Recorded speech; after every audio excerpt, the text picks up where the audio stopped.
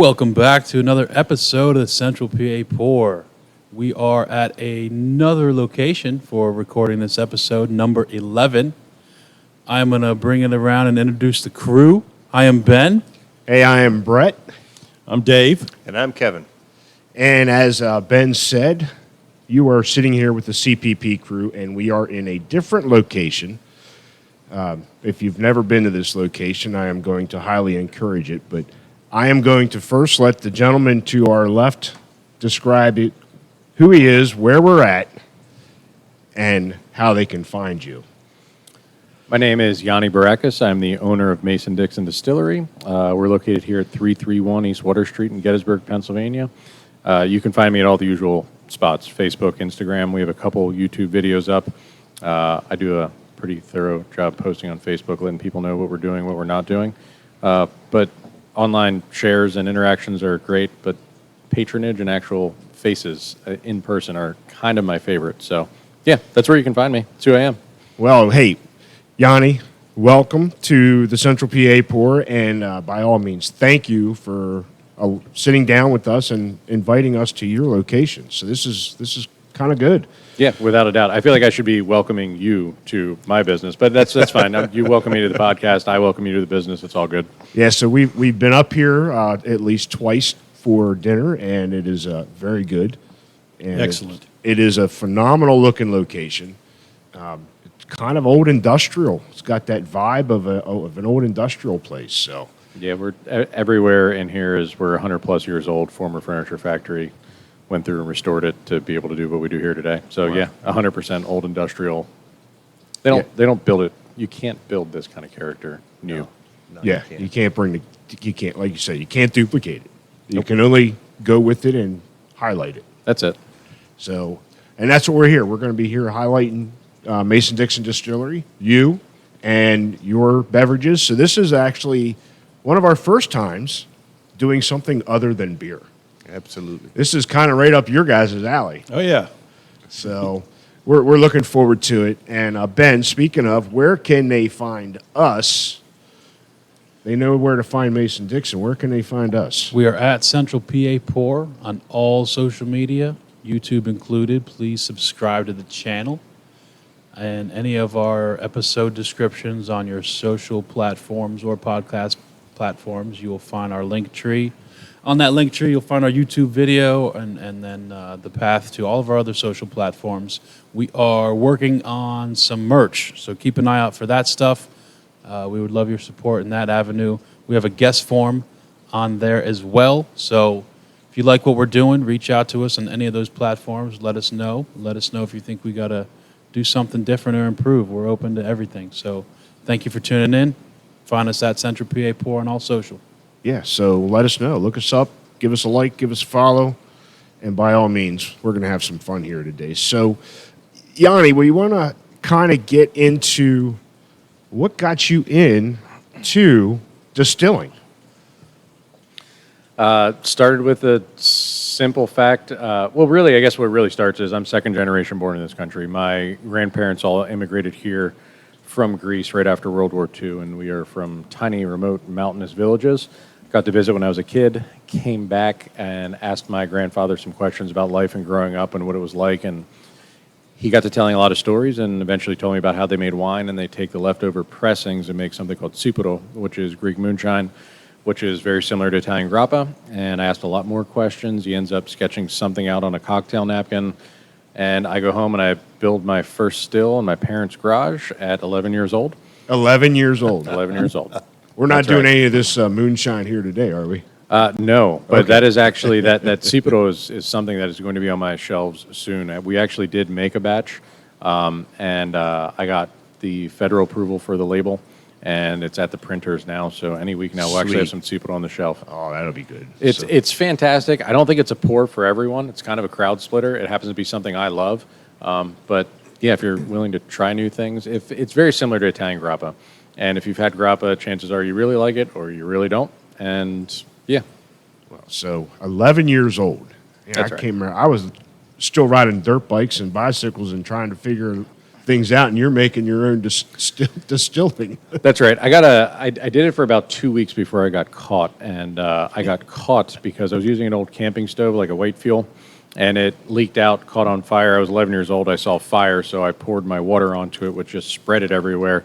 I eventually got the garage door to open. I took a push broom, and I swept all the fire outside. So by the time my mother came down to see what the problem was and the commotion was, there were just several puddles of fire burning in the driveway. And she just looked at me and said, "What did you do?" And I told her I saved the house from burning down. Good recovery. Yeah, well, not really. She was unamused. Called my dad at work. When he got home, he woke me up, asked me what happened, and I explained to him what I was doing, and then went to sleep, woke me up early again, and took me to the store, got me an electric hot plate, and told me to keep it outside. And that's the first of the two big forks. The second fork was post college, finally getting my foot in the door of the career that I wanted, and I was involved in a motor vehicle accident that laid me up pretty good, and I had several doctors telling me to go on disability, that I would never work again, and fought my way through that. Found another doctor, got me on a path, but still have pain to this day, still have limitations to this day, and that was the first doctor that suggested I find a way to work around it. And always wanted to do a distillery, thought it'd be later in life, thought it'd be smaller, kind of working retirement, and I just fast forward those plans, and I built it bigger than I had ever envisioned in my head. We're still quite small, but just bigger than I ever had in my head. And my idea was, if I had a team large enough around me, the days where I physically couldn't make it into work, they could pitch in and cover for me. And it seems like it's working out very well. But you said you had an accident. What were you doing before? What was your prior career? Did you say? I didn't say. I was trying to become a project manager for a general contractor. Okay. They had brought me on as an assistant project manager, and I had just a couple weeks before that car accident gotten promoted to junior project manager. So instead of just doing the paperwork filing for the guys, I got to be pretty darn involved in a project and start to build it up. It was a fire station just this side of Philly, and never got to see it through. So what brought you to Gettysburg?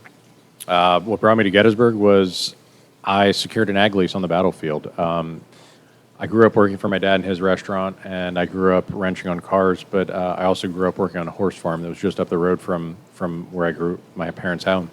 And I liked working with my hands. I liked running equipment, and I thought it'd be very, very cool to have farming be a direct part in what we do. And when the opportunity came up to apply for one of the agricultural leases on the battlefield, I applied. And then eventually got a phone call that said, "Sorry, we only give ag leases to farmers." And I kept the gentleman on the phone for a while and convinced him that he should take a chance on me and give me the lease. Got the lease, 47 acres, started farming, scrambled to find a place, found this place. I fell in love. I was the only one that fell in love. It's beautiful today. It was not when I first got in here. The rainstorm that is blowing past us now would have been mostly inside before I got it. And all the wild animals that were living inside probably would have been huddled around us because we would probably be standing at the only dry spot that was in here. But yeah, brought sewer in, brought water in, rehabbed everything, built it out, and it took about a year and a half. Wow. What was this place before? A furniture factory. My section was 1912 and 1920, my two spaces that I occupy. Those are the years they were built. The property gets older the further that way you go. So they ran from the early 1900s to the mid-1950s. One of three furniture factories in town. The three furniture factories in town were all owned by the same people, but they were three separate legal entities. Had they been one company, they, to this day, would be the largest employer this county has ever seen. They would have peaked at over 650 people. They'd have done that for a little over 30 years. Wow. Yeah, it was a huge economic driver. How long have you been doing this again? Mason-Dixon Distillery or cooking liquor. So Mason-Dixon Distillery, I opened up July 1st, 2016. Okay. So we are on the threshold of our 6-year anniversary. Nice. Yeah. It's been a ride every step of the way.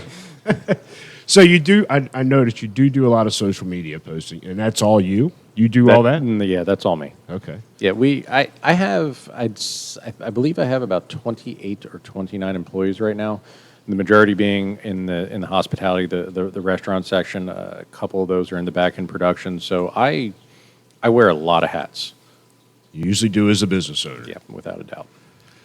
So we got some cocktails here in front of us. You want to explain what we're going to be sampling here today? Absolutely. So this is the latest and greatest from Mason-Dixon Distillery. This is something I wanted to do for a while. And then this past fall, I finally got some real basic equipment and started to get into it, but also got frustrated really quickly because the canning was something new to me. And turns out I was off by like 1/32 of a turn on a screw, which is why my cans weren't sealing. So now that I have been shown from another local brewer how to do that, things went much better. But brought it to life probably 2.5 months ago.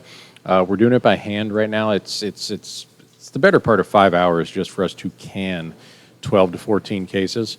But the idea being our liquor in a less expensive option for people to take home with them. The idea being RTDs, ready to drinks, something easy that you can take home and have easily. You take it, crack it, it's as easy as pouring a beer.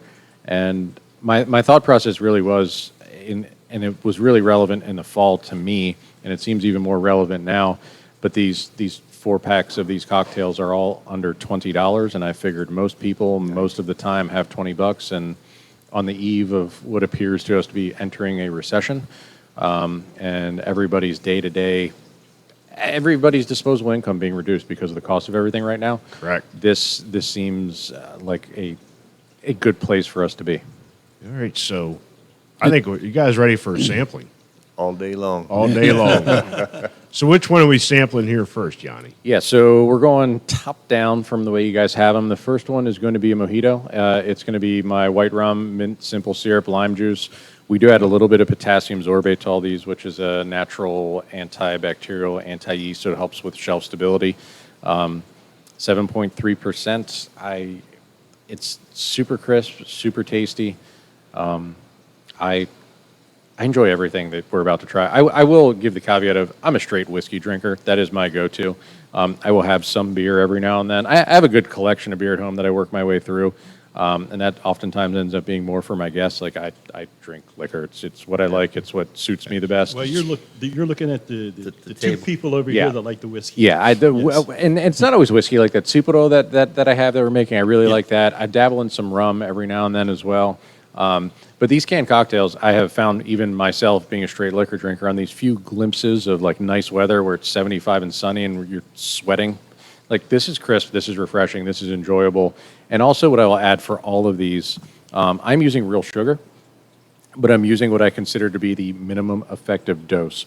So everything except for the last sample, which is, I guess I'm getting ahead of myself, but the bourbon cream soda, which we have trouble keeping on our shelf. Yep. I can see why. You're working with between 10 and 15 grams of sugar per 12-ounce can.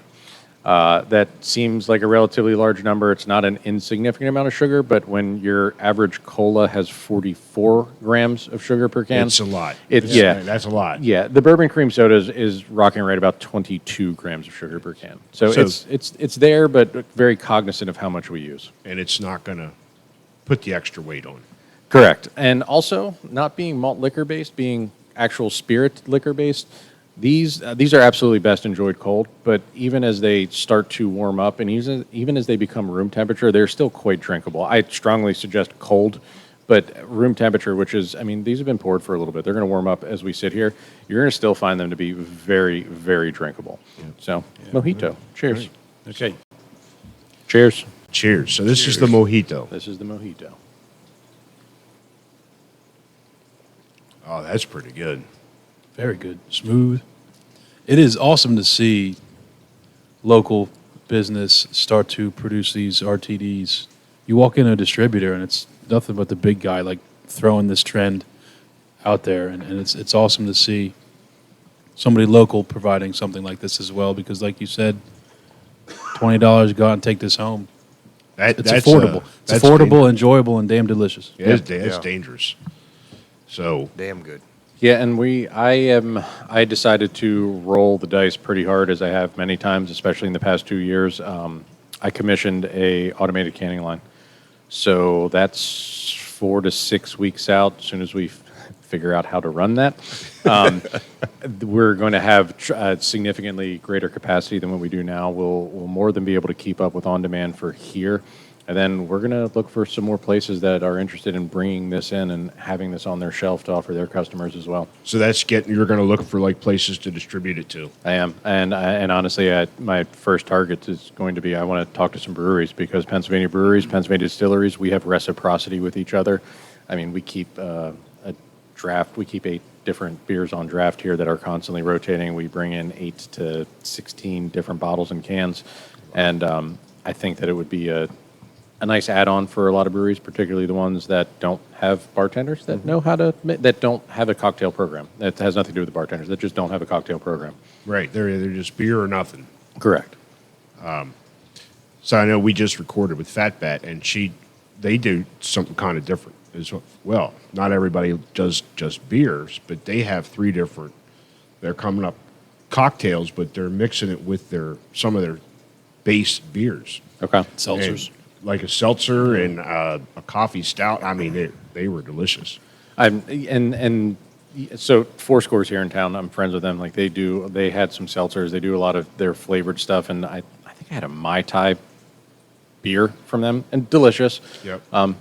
Still a bigger fan of liquor personally, but there are options for everyone. That's correct. I like this guy. Yeah. But so you learned this on your own. Did you go to a school, or how did you perfect it? Was there any certificates or anything, or is it just come by natural? I'd say mostly trial and error on my own, a little bit of classroom-based work as well. I did go to Siebel Institute of Technology up in Chicago. I did a week-long certificate course with them. That was a lot of the technical, specifically like TTB paperwork filing to make sure that you maintain your legality after you get your license. Mm-hmm. I also did a apprenticeship down at Smooth Ambler in West Virginia, about a week long, and that was awesome. They've grown tremendously, and that's been great to see for them. They're fantastic people. But it was pretty cool. By the end of the first day, I was running their production room, and they were just keeping an eye on me to make sure I didn't mess it up, and I did not. You didn't catch anything on correct. fire and throw water on it, right? No, there were no fires. We strive for no fires, generally speaking, everywhere. But in the production room, we constantly have fans going. So if anything would off gas, it's getting taken away. Yeah. Anything that's storing my liquor is grounded, tied into it's the grounding systems into the water line, the gas line, and equilateral grounding triangle, all that stuff, and then constantly making sure we do our regular maintenance and keep an eye on everything. Safety is tremendous. We're making the liquor we drink is ethanol. I have a healthy respect for it. Mm-hmm. You should, and it's. I will say I have finally cracked that aged rum that I bought from you. Very smooth. I'm a little bit. I'm not drinking a lot of it.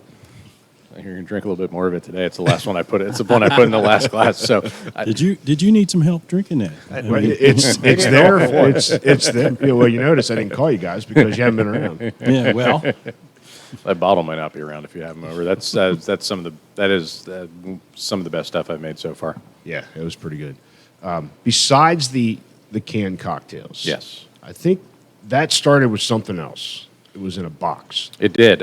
We still have those, my box tails. Originally, when I wanted to do RTDs, I wanted to do canning, and I knew I didn't know anything about it, and I certainly could not afford any equipment to make it happen. So found these awesome packaging. They're bag in a box, just like wine.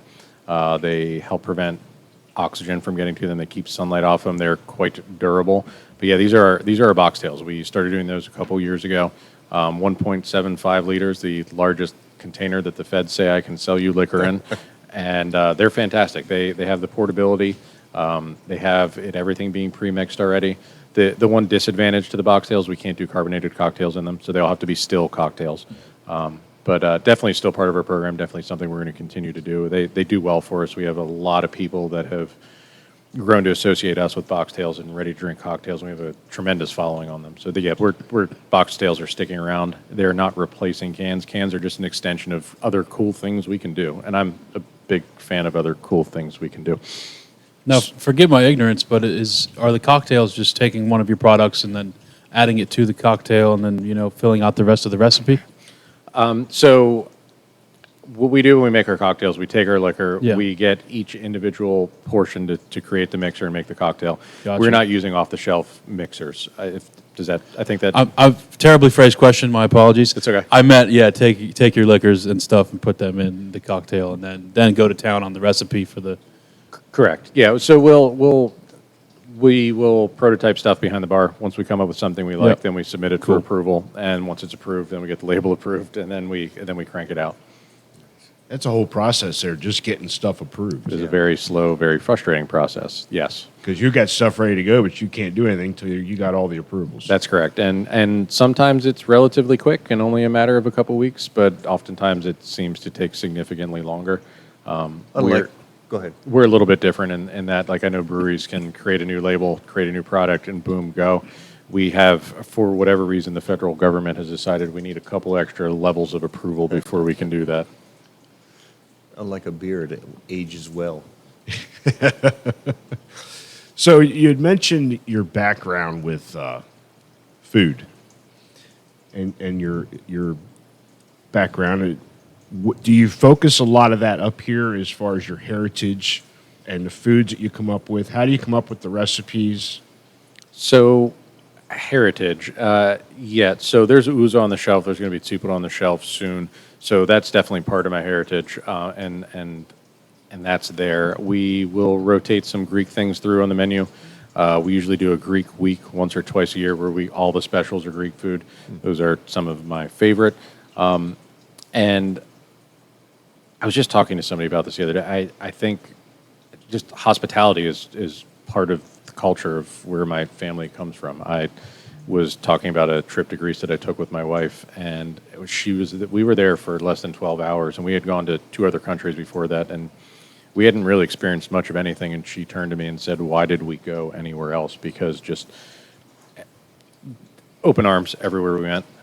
As far as how we come up with the menu, I have a gentleman named Cameron, works for me. He is my executive chef, and we sit down every Sunday and we look at what's available and what's in season, and we change 2 to 8 items on the menu. A lot of times he'll come to me with things he wants to run. A lot of times he'll come to him with things I want to run, and we just do it. The theme, my idea is that food and drink should be on an equal platform. Food is not an accessory to this business; is an equal part of this business. So, it's there, and I think the customer experience, your experience when you come in, is good food, good drinks, good conversation. We literally provide the first 2, and then we foster the atmosphere for the third. And then on top of that, the food, generally speaking, our items are comfort food. Almost exclusively not South Central Pennsylvania comfort food. We kind of pull from a little bit of everywhere, and we 9 times out of 10 take something classic and perform our own riff of it. We modify it. We put our own twist. We put our own spin on it, and we make some really tasty stuff here. We can vouch for that. A couple of times over. Oh, yeah. We were just up here the other week when we did the walkthrough. Yes. With you. The chicken that I got, the chicken sandwich, The hot chicken the sandwich? hot chicken sandwich was great. I was debating on that or getting the shrimp and grits again. Either one of those is the right choice, but the approach we take to making liquor, doing it all from scratch, never sourcing anything, the kitchen's the same way. That hot chicken sandwich could easily have just been something a chicken patty that we got from somebody else and fried, but instead what we do is we bring in chicken thighs, we clean them up, we buttermilk brine them, we double bread them, then we deep fry them, and then we make our own hot sauce mixture to put on top. That's where the little bit of spiciness is coming from. And then we also make our own pickles to put on top of the sandwich. So we just... Authentic. Authentic, yeah. Everything. And, Everything, man. And this, I think, is also becoming more relevant as people's wallets are tighter. I think people, a lot of times in conditions like this, will go out to eat less often. But when they do go out to eat, they're looking for an experience. I think a lot of going out, for me personally, I think it becomes more relevant for where we're at right now, is dining out it should be a little bit of an indulgence. This is probably not the meal where you count your calories or your carbs. Or Right. This is the one where you do something, you have something that you wouldn't do for yourself at home. Right. It should be a treat. Yeah. It should be a treat. Yeah. But you were saying everything is relatively local that you get for... Oh yeah, we change 2 to 8 items on the menu, 2 to 8 items on the menu every week, and we've had a hard time starting local because we keep having these frost warnings and it's been too cold, but it's starting to pick up. So My guess is in another 2 to 3 weeks, depending on what we're running that week on the menu, will be 70 to 90% of what my kitchen is cooking with coming from right here in Adams County. Wow. What about the ingredients for your distilling? All of my raw grains are coming from within 5 miles of here. Most of those are coming off the battlefield that we farm ourselves. My malted grains are coming from Double Eagle Malt, which is just our side of Philadelphia. And the barley that they are malting that I'm buying from them is coming from just above Harrisburg, so even closer. My only raw ingredient that isn't native to Pennsylvania is going to be my molasses to make my rum. Rum legally requires sugarcane or sugarcane byproduct to be your base fermentable. Right. I do buy that from Good Foods out of Lancaster, PA, so I'm still trying to keep as many dollars locally as I can in doing that. It's awesome. Dave, what did you have up here the other week? It was a new beef that he had. It was a Steak. special cut, the steak. Yeah. It was a steak. Yeah. But it was a cut you had talked about that not a lot of people use, and it was you guys had it. So that's delicious. going to be on the menu again in about a week. So that would be a hanger steak. Yep. It ends up being, so all of my beef comes from a farm that 5-6 miles down the road. In fact, you probably saw the farmer leaving when he was here today because he came by and we talked about what he had available this week. Hanger steak is going to be the diaphragm. You only get 1 or 2 cuts per animal, and it is a little bit stringy, but it is incredibly well marbled, and it's super, super rich and really flavorful. It has a higher iron content, so I would describe it as a very meaty tasting piece of steak. And so I'm a ribeye guy. I love my ribeyes. You're hard pressed to pry me away from a ribeye. It's what I want. There should be fat in your steak, and you should eat it. But the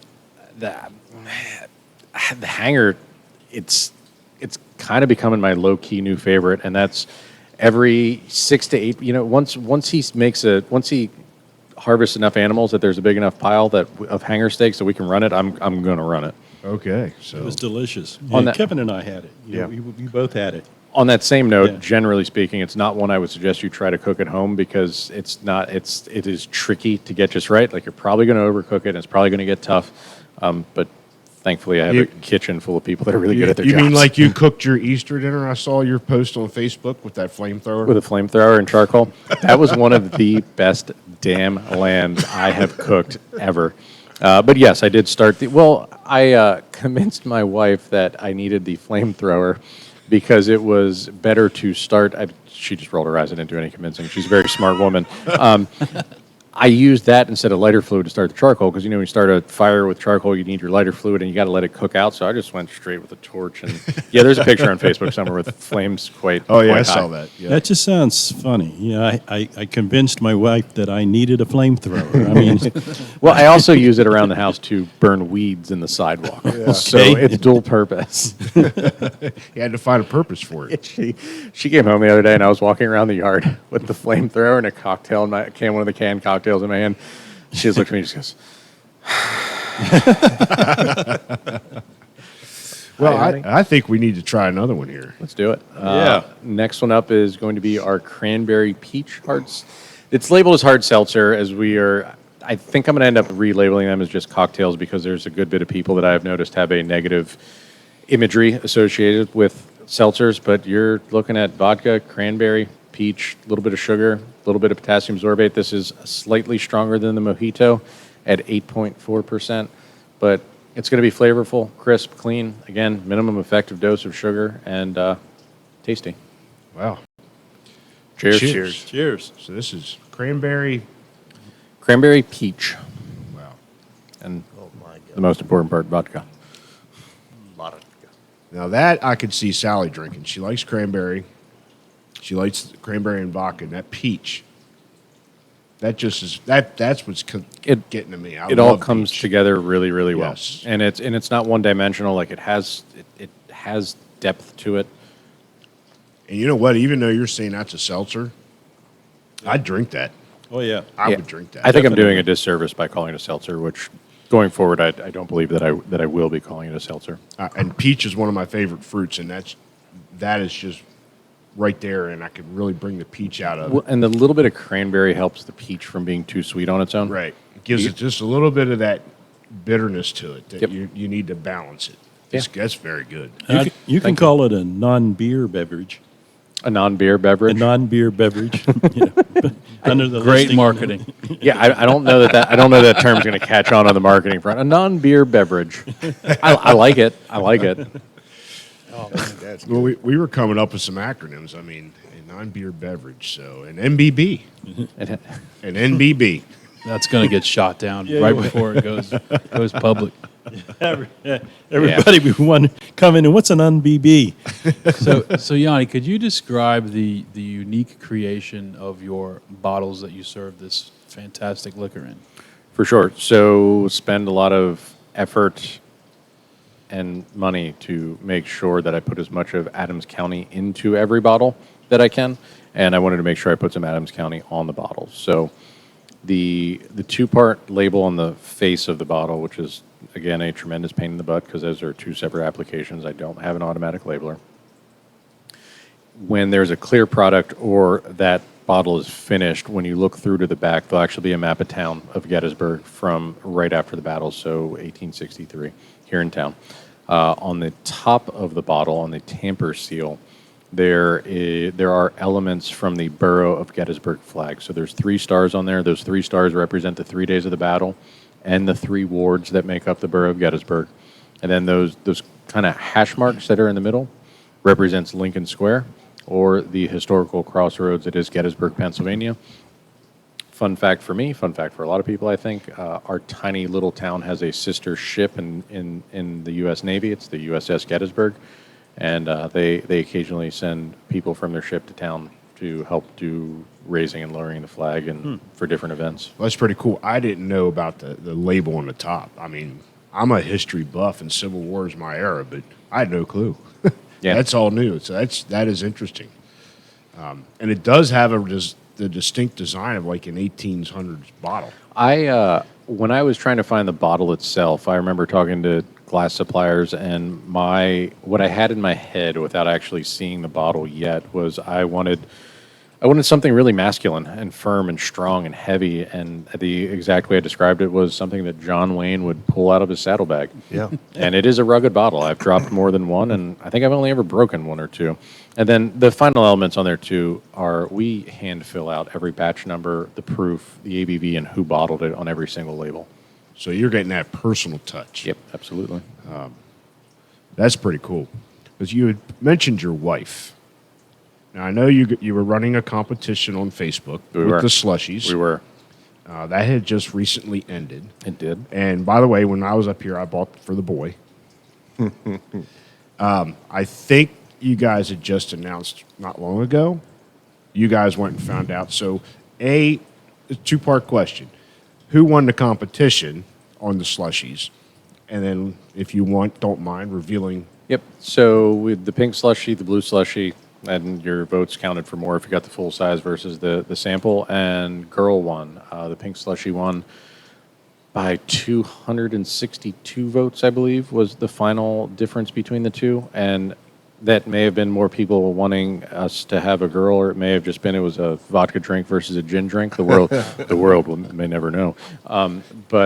Yeah, and then we actually didn't go and find out. We knew ahead of time. So you knew this whole time. We did. So my wife and I had a lot of trouble getting pregnant and staying pregnant. And we got to the point where we knew our window was closing based on age. So we actually went and did IVF. And because of that and the age, they had to do a full genetic testing. And in doing that genetic testing, they know the sex of the embryo before they ever implant. And we elected to find out right away rather than have a doctor or somebody accidentally let us know on a visit. So no, it was an incredibly trying process to get this far. We're incredibly happy to get this far. I've told others, and I'll say it now. Like we both kind of wanted a son first, but we lost him, and so we went on to our next one that we had, and we implanted a girl. And so far, my wife is healthy, and my daughter's healthy, and I hope it continues that way. Well, from all of us here, congratulations. Thank you. And best of luck. Yeah, thank you. That I've told that to many people, and it's still it still gets you a little. But, Yeah, it does. Yeah. So we're happy, and but we're also there's that it's been very tough. Well, we wish you the best. Thank you very much. We do. I thought that was pretty cool, though. I mean, I will say I didn't like the blue slushies, but you just said it probably had gin in it. I was buying it because I wanted to vote for the boy. Well, I do. You know, the beginning of COVID, I started to share a lot of my personal life with people on social media. And honestly, what I thought I was doing is I thought I was documenting the process of me going bankrupt because I was still, I operated for a very long time positive I was going bankrupt. When we were ordered to be closed by the governor, I had enough capital on hand to cover fixed cost for 3 weeks. I think I remember you posted Yeah, that. so to me, the writing was on the wall that was what was going to happen, and I wanted people to know that I tried to do everything that I possibly could to not lose this business. And I feel like I've always been transparent on social media, but I removed several layers of filters and just started sharing a lot more. You'll see that depending on the week, like there may be 9 posts that have absolutely nothing to do with the distillery directly and just have to do with me.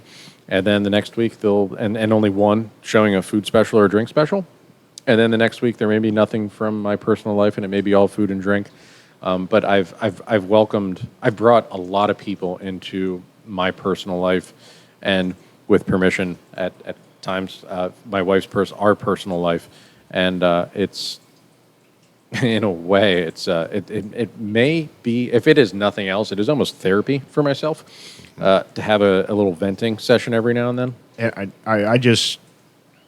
we talk about it being a business owner myself. Your clientele, that to me is a way for somebody to get to know you on a personal level so they can basically understand who you are before they even walk in your door. Yep. It's called building a relationship. Yep.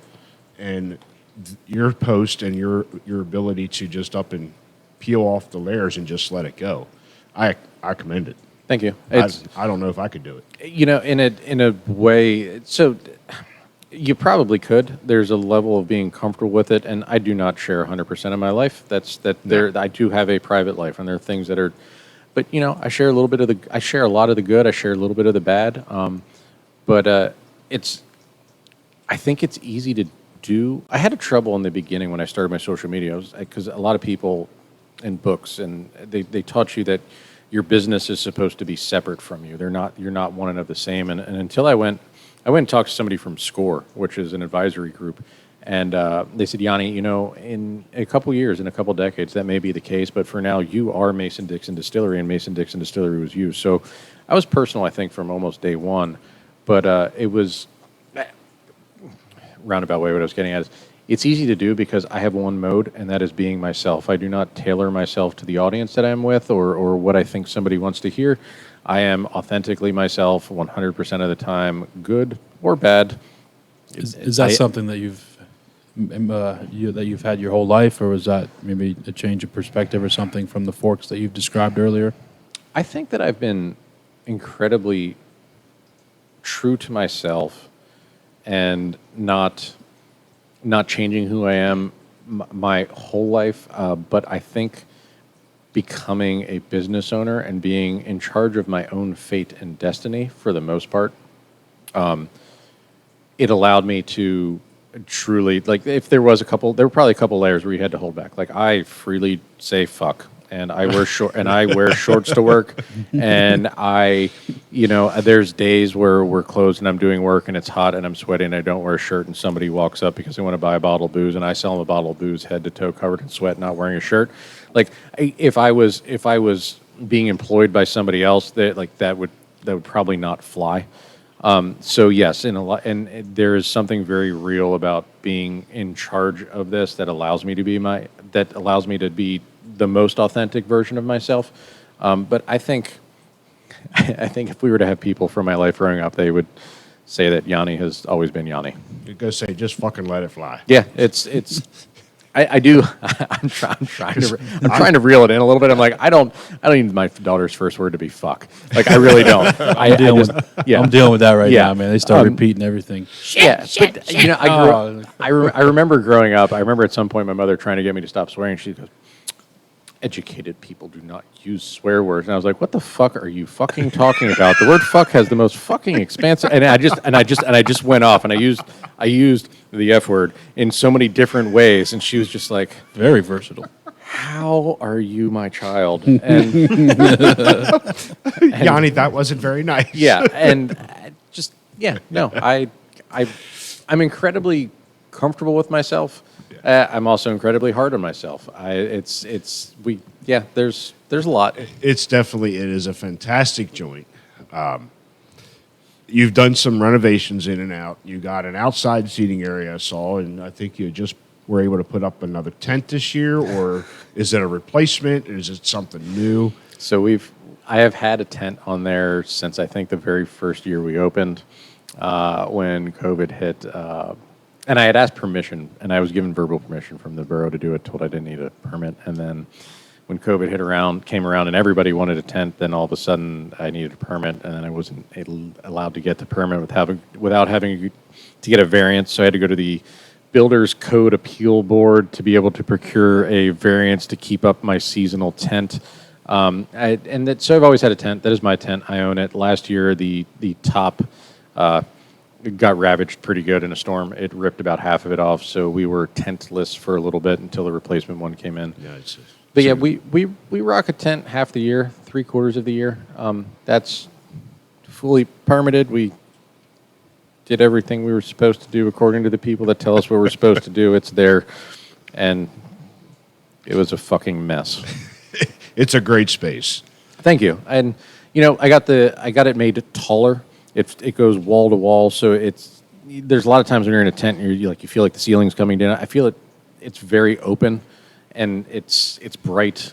If we'd have been sitting out there today, it would have felt like the ceiling's coming in because of all that rain. It was coming out pretty good, but you know what? We would have stayed dry. Yep. I think we got a couple more sitting here in front of us. We absolutely do. Next one up is going to be a Jalapeno Mule. So it's going to be ginger beer, vodka, jalapeno simple syrup. This one's clocking in at exactly 8%. The jalapeno is absolutely there, but it's gentle, and I would describe it as being more on the nose than on the palate.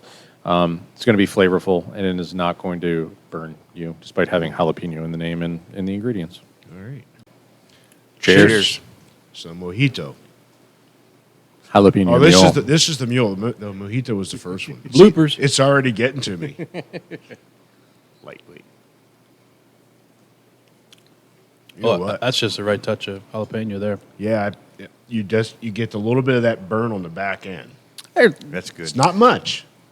It's there, it's present, but I don't want to scare people No. away from it. It's quite delicious. I think it gives a whole complex flavor profile to it. I agree. It adds even more depth to it. Yeah. It's pretty good. I Got a could, little bit of bite. I could drink that. Is it rude to lick the? It is not. I don't think so. It is a semi-regular occurrence to find people licking plates in here, so I think licking glasses are going to be incredibly acceptable as well. Hey, that's how I've navigated the pandemic. I've licked enough steering wheels. I've licked enough windows. I've licked enough gear knobs. I'm good.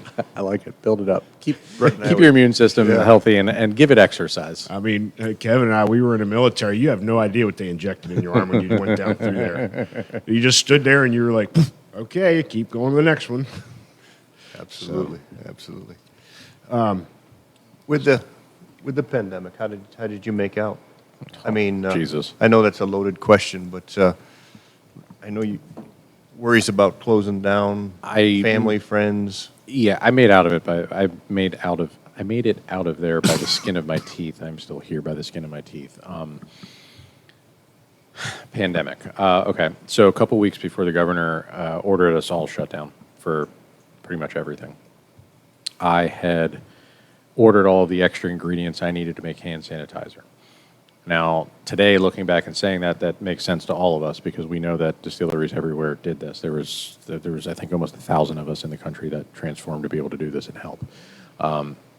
But at that time, it was illegal for me to make hand sanitizer. I have a distilled spirits plant license for beverage alcohol.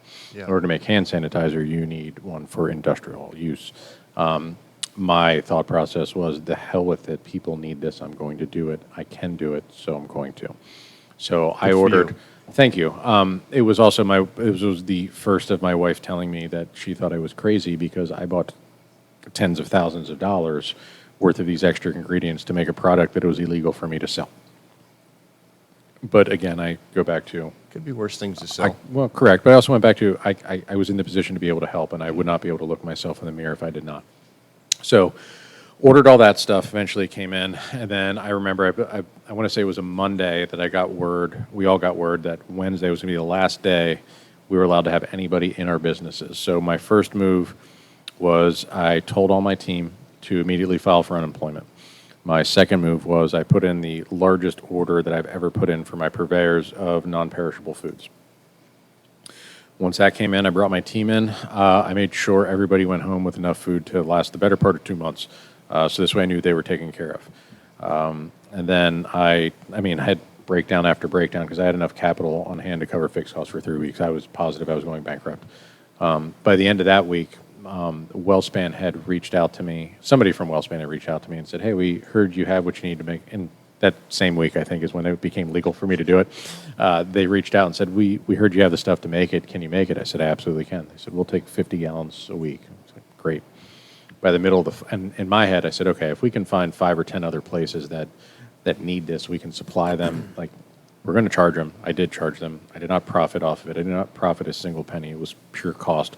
But it was cash flow, so I could kick the can down the road in terms of bills. By the middle of the following week, they called me up again and said, how much do you think you can make a week? And in my head, I was like, well, I don't fucking know. I have no fucking clue. We've never ran at capacity, let alone beyond. And out of my mouth, I said 500 gallons a week. And I said, okay. And I asked for, I said, You were hoping they would say no. well, a part of me, and the other part of me says, like, I should have promised them 400 gallons a week and given me 100 gallons a week to sell that I could sell for a profit. But hindsight, I should have charged a 10% markup and profited something off of it.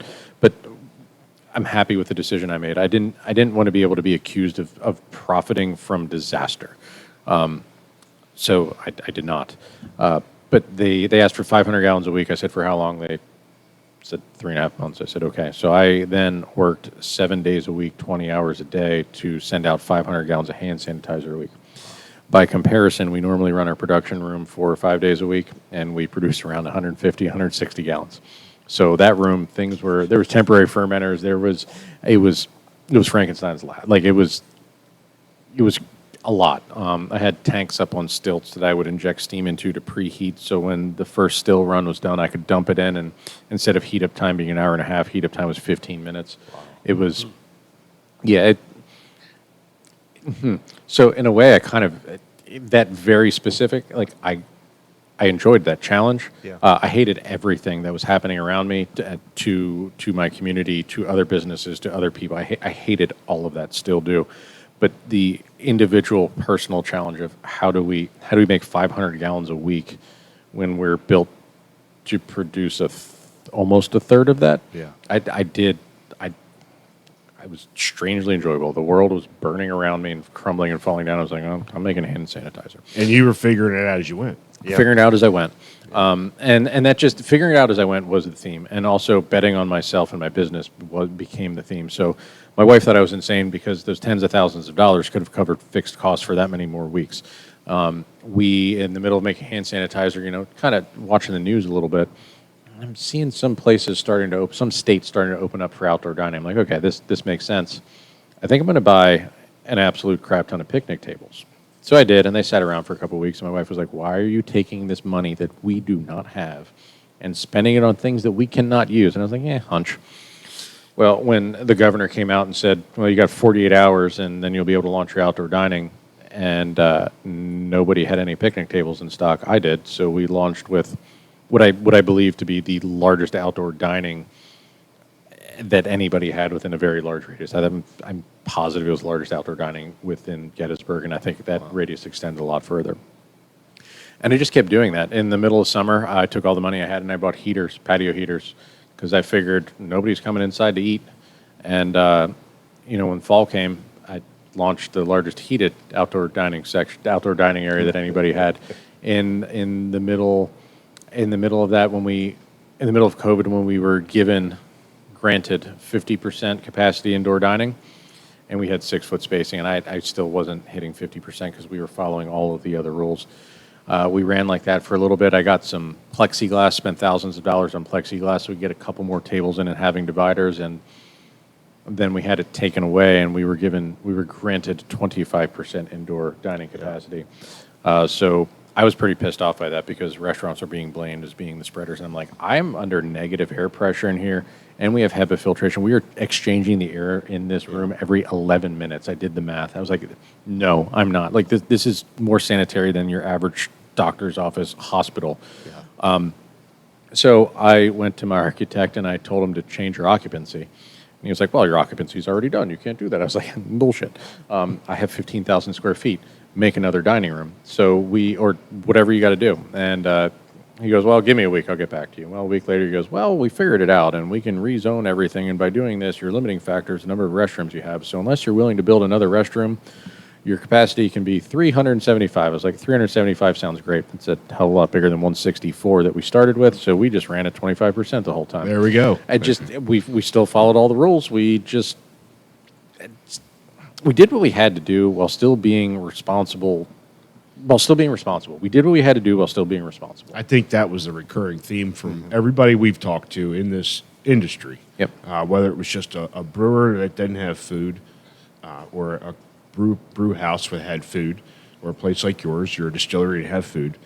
You guys all had to come up with unique, creative ways to maintain, to survive, and make it through. But those who did, look where you're at.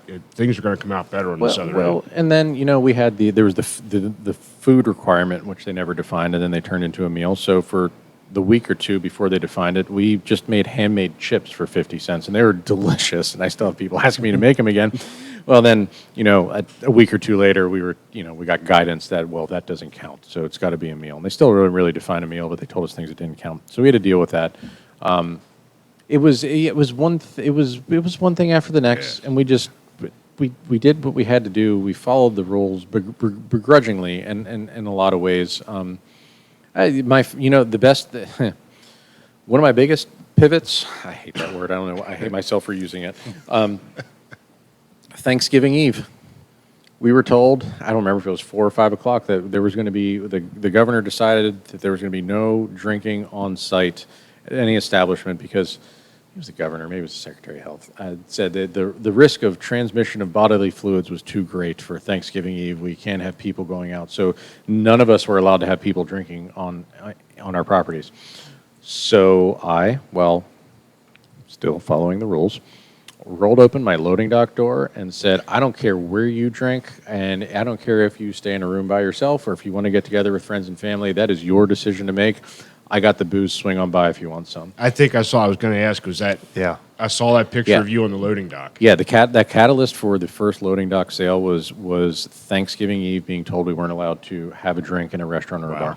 That's pretty cool. Yeah, and that continued, and that we did it that year. We did it for Christmas and for New Year's, and those 3 events were the only 3 times I took any money home for my business, and I took some of that money so we could put a down payment on IVF. Okay. So those 3 events are directly tied to why my wife is pregnant with child right now. Wow. Is that where the boxtails kind of came into play with that during that first year? Boxtails had already existed. Okay. We definitely made a lot more of them. We did. We were doing everything that we thought might be a decent idea. We were doing and trying it out and seeing how people reacted. Because I know I sent somebody up here to buy 4 of those. Yep. The Honeycrisp apple pies. Yep. Which, by the way, is still one in my fridge, and I think you said there is a date on it. Yeah, it's expired. But you said just give it a little shake. Give it a little shake, taste it. If it tastes fine, and it most likely will, drink it. Probably just going to be a little higher ABV. It's fermented a little longer. Yeah, if it managed to ferment, I'd probably not drink it. But most likely that Honeycrisp seems to have the best shelf life out of all of them we make. So chances are you're golden. Yeah. So I think it's pretty good. So Yanni, you've mentioned your wife and child and all of the hats that you wear within this business. Are there plans in the future to kind of peel it back a little bit and pass off some of those responsibilities to the awesome staff that you mentioned earlier in here as well, while you're enjoying Yeah, other things at home? So last year, for a little bit, I did have a girl working for me who I did give front of house manager responsibilities, and she was doing great, and I was giving her more, and she was learning, and then her boyfriend became stationed in Texas, so lost her, and I haven't gotten back to that again yet, and I'm going to try to find a person for that. It's not that the handoff would be immediate, but it's a very big thing for me to hand my baby off to somebody else to run and make decisions and be a face. So we'll see. Yeah, it's definitely a plan. I want to be able to be present in my child's life and be there to experience things and be there to help my wife. So something's going to have to change. Probably need to get myself a front of house manager and then probably turn him into a GM and go from there. But we'll see. Like and honestly, truth be told, if by time my daughter is born, if I don't have somebody in that position, I have an amazing team that can pitch in and make it happen. They can cover my ass for a couple of weeks, no problem. That's pretty cool. Are you still involved with the day-to-day on the distilling as well, or are there plans for that side? Or So distilling is my favorite thing to do. It's what I do the least amount of. Jen, who has been with me for years, started out as a bartender, is that my distillery that the production room is hers. I have taught her. I do a lot of the R&D with her, but the day-to-day, it's her room. She has another member of my team that helps her out. I spent a lot of time working in my business.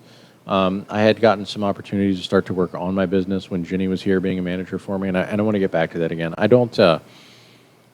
There's more I want to do, and I think I'm finally at the point where I can hand off some of the day-to-day to somebody else, so I can make those contacts with the other breweries and whoever else once this canning line's in. That I want to grow my business. It's kind of what my business coach is. He's trying to make me an absentee owner. Yep. To be able to work on the business a lot more than I do. So I understand all that. So Kind of a T. yeah, and it's easy to say, hard to do, and part of it is I think a huge part is making sure you find the right person, and another huge part is telling yourself it'll be okay to walk away for a little bit. That's a big deal. That's the biggest thing. So we got to bring in some segments in here, Ben. You said you might have a new brewery you want to talk about. Yeah. So along this journey so far, it has been us not quite knocking on doors. It's 2022. Sending out messages, emails, phone calls, so on, asking people to come on the show. So I found this interesting. Last week, we gained an Instagram follower, and I click on the profile, and it says Hidden Stories Brewing Company, which I thought was very interesting. So Hidden Stories Brewing Company, they are already an establishment, but they are opening a tap room in Millersville, Pennsylvania, I believe. So they've recently upgraded their brewing systems to increase their volume a little bit. And basically what you're going to find here, they offer traditional sours all the way to barrel-aged stouts, a plethora of IPAs.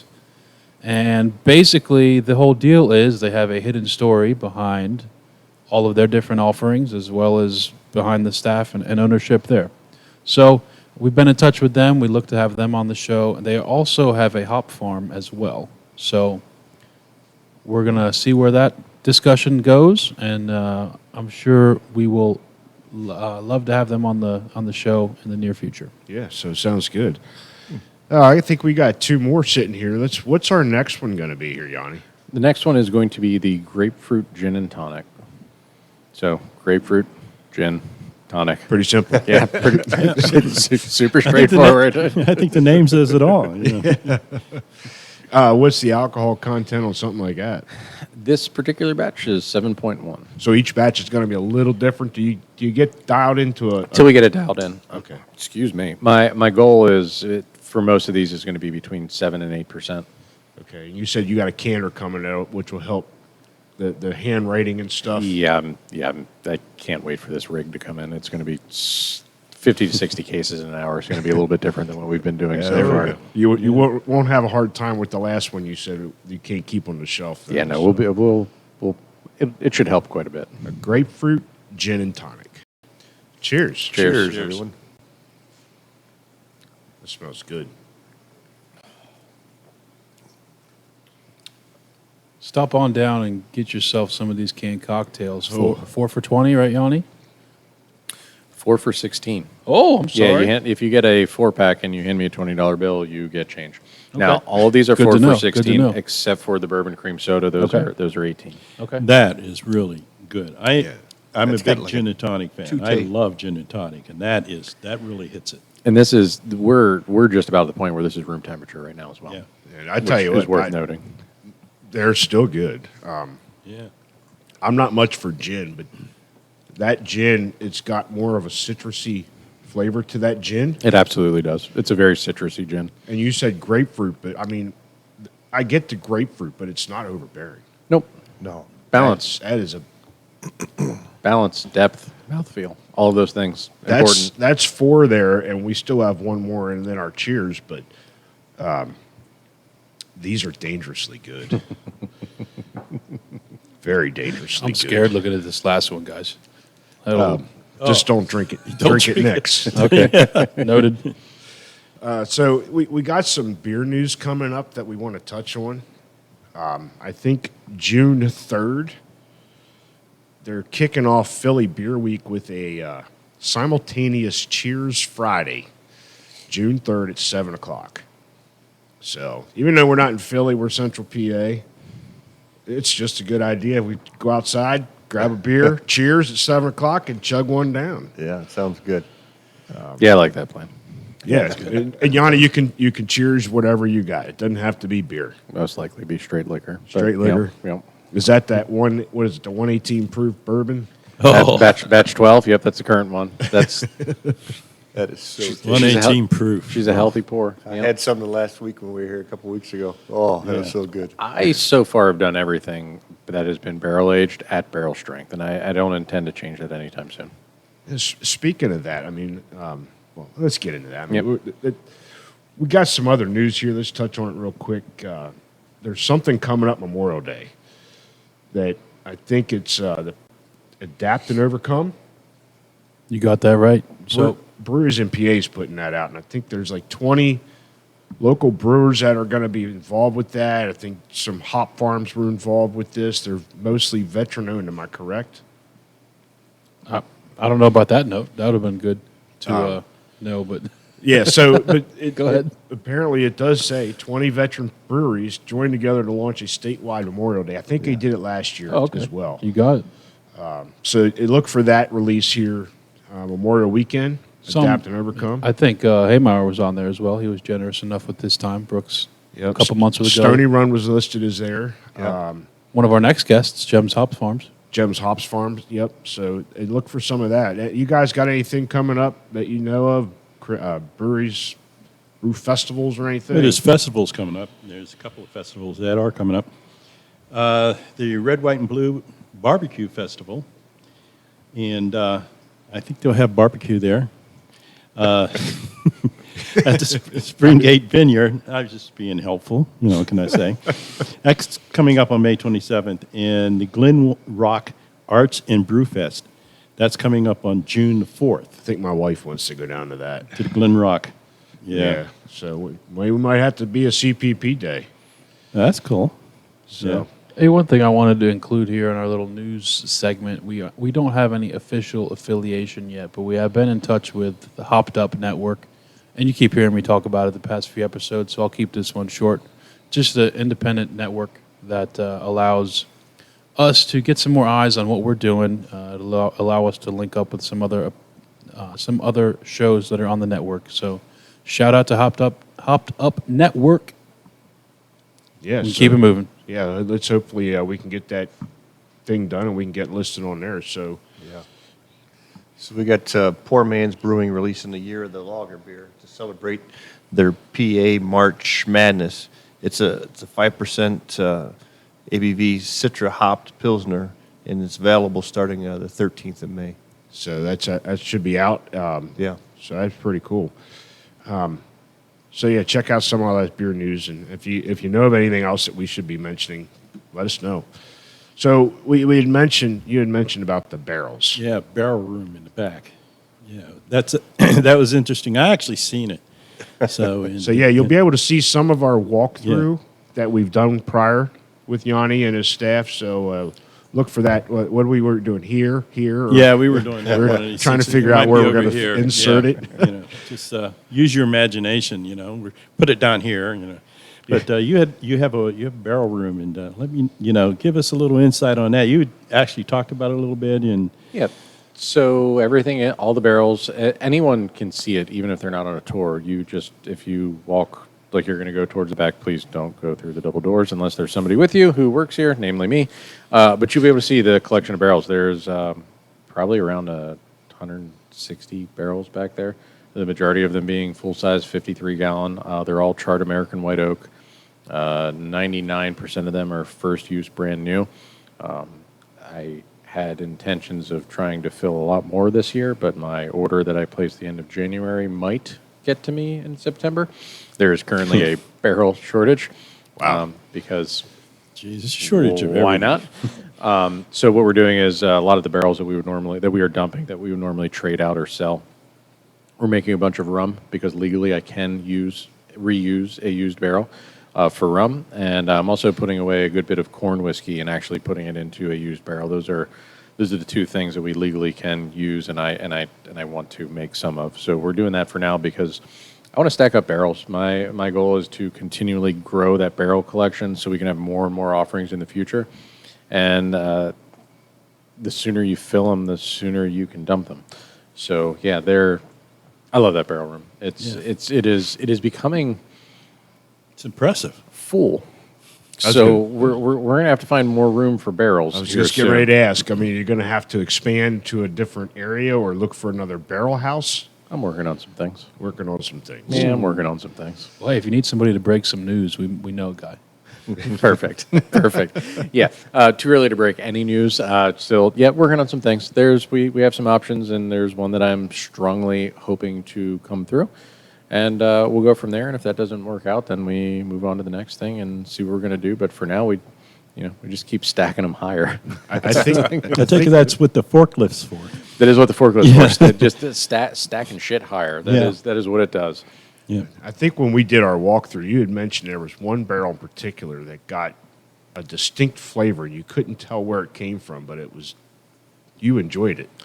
Yeah, and then my dumbass was too slow to go back and dump it. By the time I went to taste it again, it had gone a direction I did not like as much. But Okay. it picked up a great deal of smokiness, and there were no smoked grains in it. So that barrel just had a really strong taste of smoke, and So you only got a little bit out of it, and then I got my taste out of it. And then like the 2 weeks later when I finally got to, because it was Okay. buried all the way in the back. By the time I came back to it, I was like, well, that's gone, and I don't like what it tastes like. So Yep. That happens. I mean, I've had 2 batches fail for brewing, and they say my brewing partners because I didn't have them to help, so that's why it Selfish. failed. Selfish. yeah, makes sense. Yeah, it tracks. I'm sorry. We have to remind him of different things to do. So what can I say? Real quick, you don't need any extra tasters, do you? I mean, What are we doing here right now? I thought that's what we're doing. I'm in the back on the barrels. If we need to go back and work for check free. them out. I usually save the barrel tasting when I know I need to try to find something. I need to try to find something here for a little bit now, but I've just been too busy.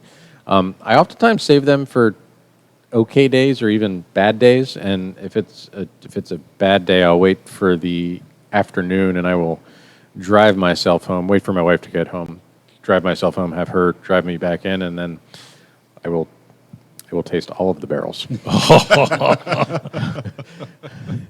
And when I do that, I also make sure that I let my staff know that I'm doing it. I'm like, guys, I cannot and will not talk to customers. So just if you got a problem, like you're welcome to come back and ask me what the solution is, but I'm not going up to talk to customers smelling like I just drank a bottle because I did.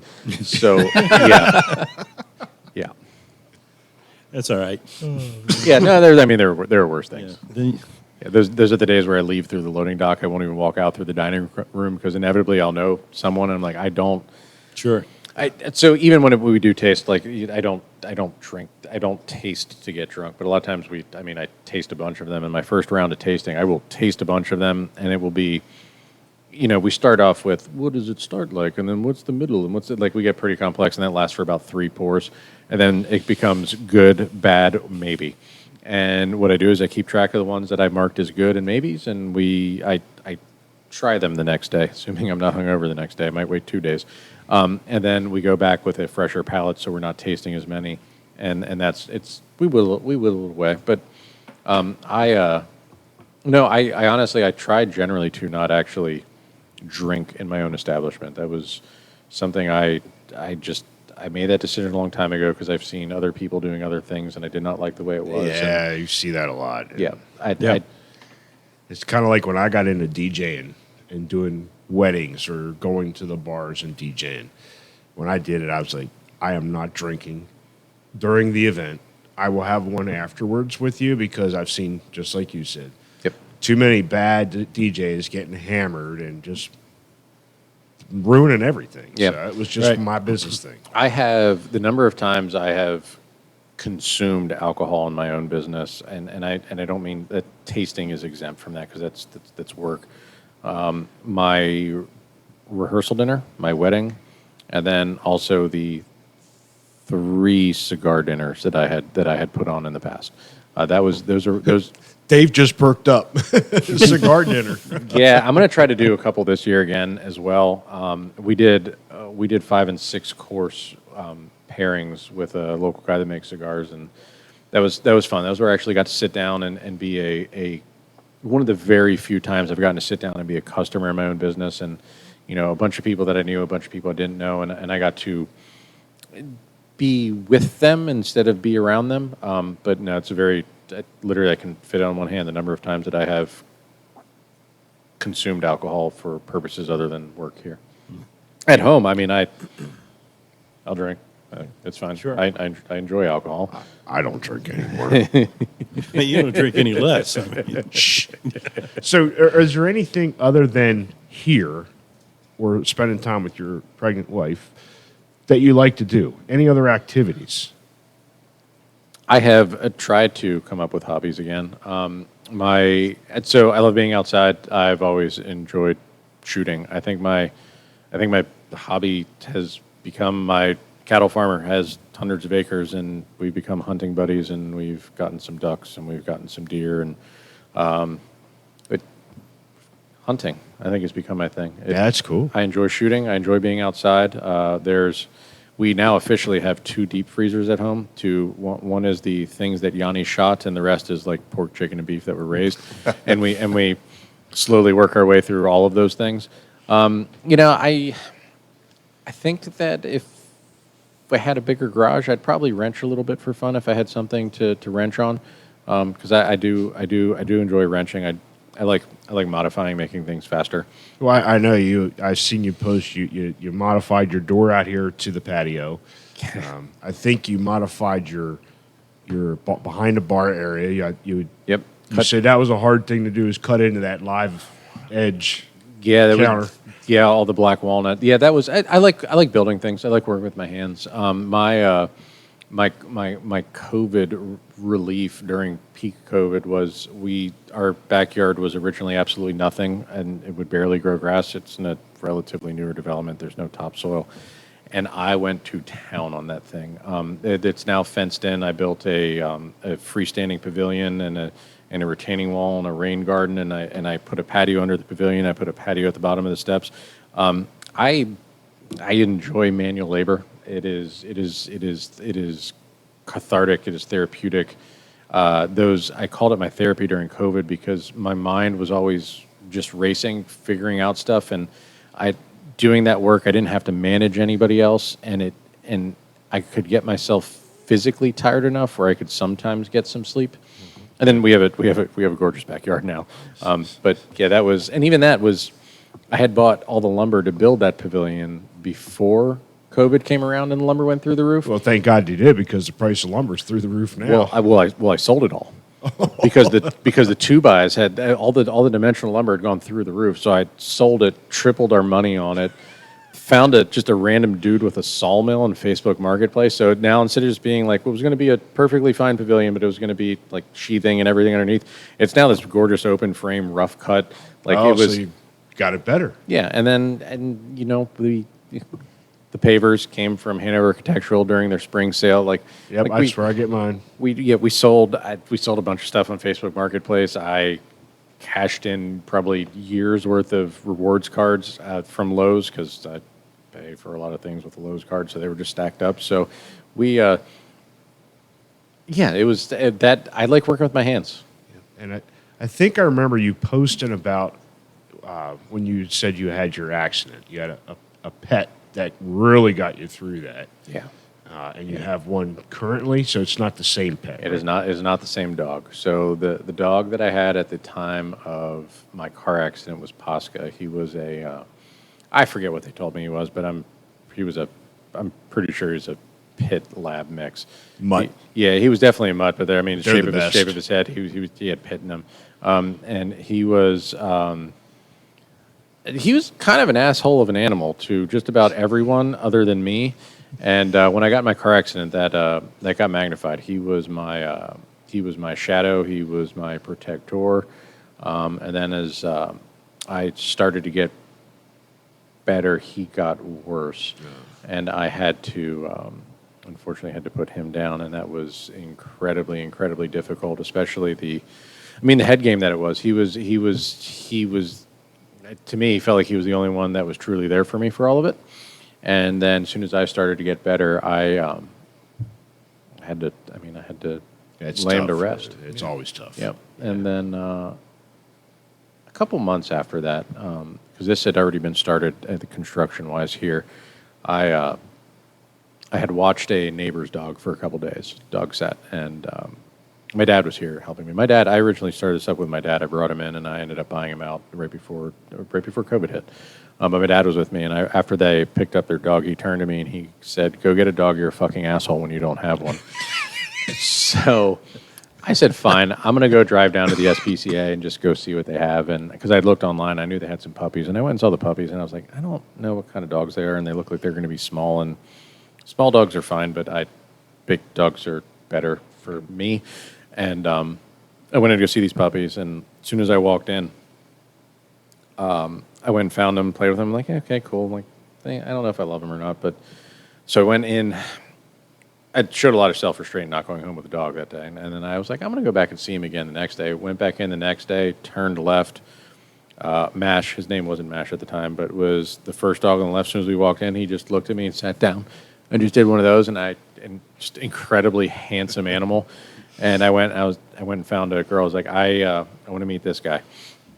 And took him out, played with him for a little bit, and I said, well, this is the one, and filled out the adoption papers. And before he even got back to here, and the Adams County SPCA is 15 minutes away from me. Before he even got here, they had already called my vet from back in Lancaster County that had treated Posca for everything. It was our family vet, and they're like, you're good. You can come get him if you want, whenever you want. And they're like, you can come get him tomorrow. And he was so nervous and so scared to be there that he had the runs and was just a little bit everywhere. And I said, yeah, an extra night of inconvenience for me, because, pets, you have to do everything for them like a young child. They can't fend for themselves as we have them. It was just giving you practice. Yeah, I said an extra night of inconvenience for me versus an extra night for him being in there where he's scared and alone. I said, I'm going to come pick him up. So I went and picked him up, and he's been...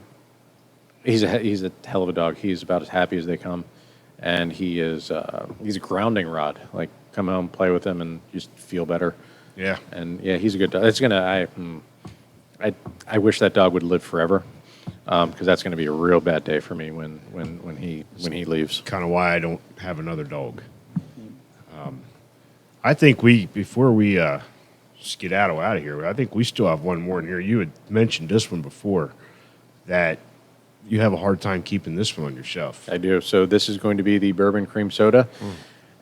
It's bourbon and cream soda. And somebody commented recently online and said, well, it just tastes like bourbon and cream soda, to which I said, shh, don't give my secret away. It's delicious. So there's no hiding behind this. There's no hiding behind that. There's no hiding behind anything I do here. I tell you exactly what it is. I'm just saying, the name says what it is. Yeah, correct. No, it's yeah. That's what I it's- meant. I'm not saying you're hiding. I just said the name is saying what it is. Yeah, bourbon cream soda. It is bourbon and cream soda. Yes, there continues to be a tiny bit of potassium sorbate. It's a natural preservative, and blah, blah, blah. We already gave you that. Right. Yeah, bourbon cream soda. It's phenomenal. We're just gonna cheers this thing out. This is I've been looking forward to this one. So, bourbon cream soda. Just keep going. So, cheers. Cheers. Oh my. I will add that I generally shoot for about 10% on these batches. This one's about 9.8, so it is stronger.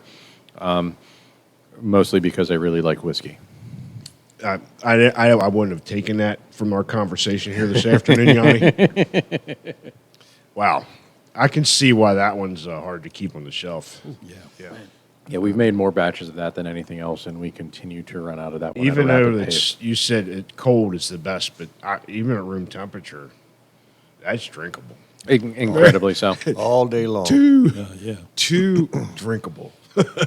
I can see me trying to drink one of these or a couple, and they'll be picking me off the floor. Any other recipes or combos in the works for when you get that other new system up and running? There's a bunch of stuff in the works, and we even have more than this, a little bit more than this on the shelf right now. I'm gonna go pretty hard after these canned cocktails. We're gonna make a bunch of different things. I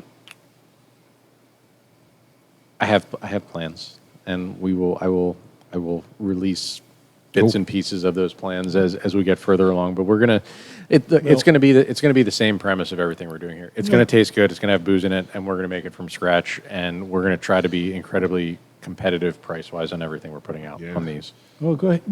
You can go ahead and let us know. I mean, it's not Nobody's- like we're recording or anything. Nobody's really listening. I don't think anybody's, Guys, you got any questions over there? Last minute questions? Just one. You do sell barrels, right? So I'm going to answer that two ways. I have sold empty barrels before, but I believe what you're specifically asking is about our private barrel program that I did last year. Exactly. Yeah, so that was somebody put it down. I was limited availability. I think I did 14 of them total. And you put a down payment in, and then I would schedule a time with you, and you could bring up to 6 people, or you could bring more. There'd be extra fees if you brought more than 6. And we sit down, get to talking, get to know each other, and have a meal that my chef would cook. And typically it would be myself, my chef, and whomever you brought along. And I would pre-select a couple barrels based on the conversation we had ahead of time, seeing what you liked, what you didn't like. We taste them, and when we found one that you loved, we would dump it, bottle it, and you'd get to go home with that entire barrel's contents that day.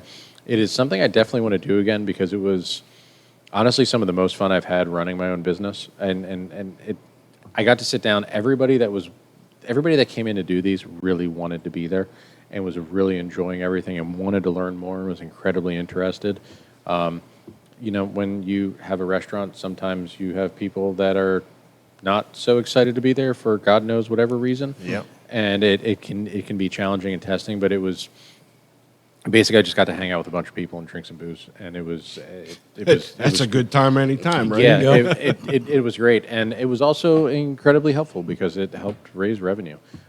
So we'll see if and when and how many of those I get to put together this year. Guess you better make sure you got barrels coming in. Well, so those were all the smaller barrels. Okay. So specifically, those were 5s and 10s. So these experiences, depending on how much the barrel yielded, and they'd be more like $1,500, $2,000, depending on the size. Like most of the 5s were about $1,500 or a little bit less. The 10s were about like $2,200. See, I think Dave asked that question because he's going to fork the bill just for himself. There you go. Yeah.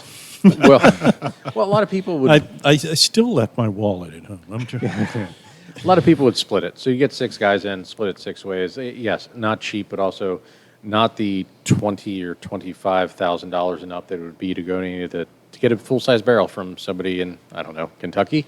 Yeah. So it was while it was not cheap, it was incredibly accessible and affordable when compared to the other options that were out there. Right. I enjoyed them thoroughly. I will probably put a couple more together this year. I have a lot on my plate right now, and this requires a lot of my time. So what I can say with a higher degree of confidence is I'm probably going to find a couple of those barrels that normally would get used for that, and we're going to get one of those little fancy leather-bound books with by the pour, and we'll have limited numbers of bottles available for sale from each of those, and there's so much work I have to do. I was gonna say you got a lot on your plate with expecting a newborn. Yeah, expecting a newborn, having a team of almost 30 that I am responsible for managing, and yeah, there's a little bit on my plate. And you know what? Most of the time, I think I wear it pretty well. You do. Every now and then, it definitely gets me down and a little wore out, but pick it back up, keep going forward. Every day is a new day. Yeah, that's it. It's amazing. The thing that makes me cranky and upset can also be the thing that makes me happy and fulfilled. Sometimes I will have rough days here, and my staff, I think, probably knows when those are because they'll see that I'm not up front quite as much and I'm not interacting with them as much because, from my eyes, I don't want my poor mood when I'm in it occasionally to infect them. Right. And then all of a sudden we'll get busy and I'll have to go talk to a bunch of tables and I will have an amazing conversation with somebody. That's one thing. The first time that Kevin and we came up here, we noticed you were out here just like your staff. Yep. Bussing tables, making sure, going around and talking to everybody. Yeah. That's phenomenal. I'm not going to lie. I'm not too proud to bust a table, and I've bust a lot of tables. I really would like to bust a couple less tables as part of my regular workday. But I do what I have to do. But you know what's interesting, though, is, we ask people to fill out these sheets and, what's your title? And the one guy, I'm a janitor. I take out the trash. I own the place. He had a list. The whole page. I am whatever I need to be Absolutely. to support my team and make this business work. It's so impressive. And it's a list of things on any given day. But I have this philosophy. My team, the people that I employ, come first, and my customers come second. That's not to say that my customers are not important because you guys are incredibly important. But my team gets more face time with you. And my team really determines the type of experience you're going to have when you come here. And if my team isn't given the respect that they deserve and given the freedom to operate and handle themselves as they need to, then they're never going to give you the experience you deserve. And my team comes first, my customers come second, and I have my team's back all the time, which means if I need to go plunge a toilet, I'll go plunge a toilet. I don't really want to, but I will. Yeah. It's what we do as a business owner. Yep. So, Kevin, Dave, any last questions? No, I appreciate it. It's drinking something that Dave and I truly enjoy. Not that we don't love the craft, beers, but learning about the experience, seeing it, you being so open to us. It's there's no words can describe how much fun we had. My pleasure having all of you guys today, and happy to host you in the distillery. And I'm the same. I enjoy my beer, but I really, really enjoy my spirits. Yeah. Ben, any last comments? No, thanks for your time, man. Thanks for sharing some of that stuff close to the vest. We appreciate it, and thanks for having us here. Yeah, so you're welcome. Yanni, one last time, tell our listeners where they can find you. Where you're located, what are your hours, what can they expect when they come here? For sure. So the rundown on where to find me. Physical location of the distillery. There is one. It is 331 East Water Street in Gettysburg, Pennsylvania. We are one of the few places in town that has a full parking lot. We are off the beaten path a little bit, but full parking lot. So that's not something a lot of places in Gettysburg have. Yeah, I'll vouch for that. You can park right by my front door.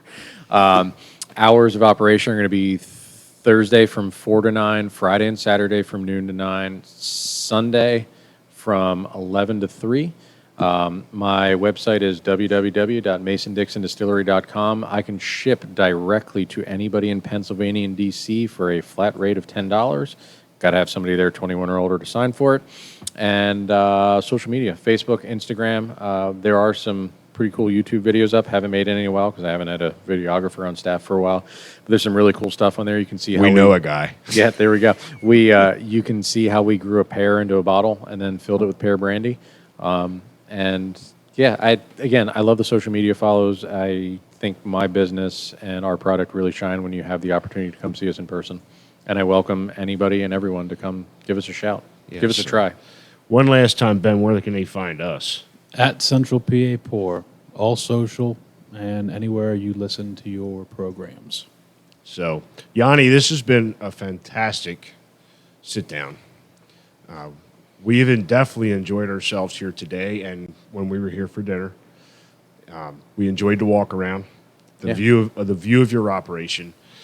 It's been great to hear your whole story, and we wish you guys nothing but the best of luck, you and your wife. Thank you. You and your team. Thank you. And the best of the Mason-Dixon Distillery. So we normally have a cheers beer, but since we are not in a brewery, we're going to have a cheers beverage.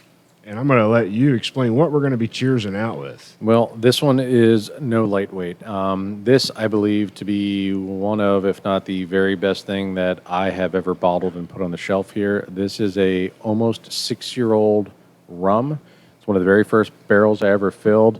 It is, I believe, the exact age is going to be 5 years and 8 months. It is, like everything else I do, straight from the barrel right into the bottle. So this is clocking in at about 127 proof. Oh, wow. And it will be. Son of a bitch. Yeah, this will be. It's going to have some heat because it's up there, but it's going to be, I think, some of the gentlest, if not the gentlest, anything over 120 proof that you've ever had. It is going to be layered. It is going to be nuanced, and it is delicious. So, For someone that doesn't travel this path too often, what's the best way to go about this? Small sips. small sips. Small sips. So stepping into my philosophy, what I've developed for this, when you step into a really high proof alcohol and you haven't been drinking high proof alcohol, is take your first sip, let it coat the tongue, try not to taste it. I know a weird thing to say, but just don't actively try to taste. Let it coat your tongue, hold it for 2-3 seconds, swallow. Breathe after that swallow, and then come back to the second one, take a larger swig, and actually work around your mouth a little bit, and then swallow. It is going to warm you without a doubt, but it shouldn't be that. It's not going to be like that like acidic burn that you get from lesser products. The smell alone, 5.0. Yeah. So, Like Yanni? the first drippings right out of a steel. Yeah, that'll work you So over. my grandfather told me that was the best stuff. I told him that's the stuff that makes you go blind. So Yeah. take that for what you want. So Yanni, we appreciate it again. If you're out there, get a glass, whatever, booze, beer, or whatever, and let's all raise one with CPP and Mason-Dixon Distillery, and let's all be bonded by booze. Cheers.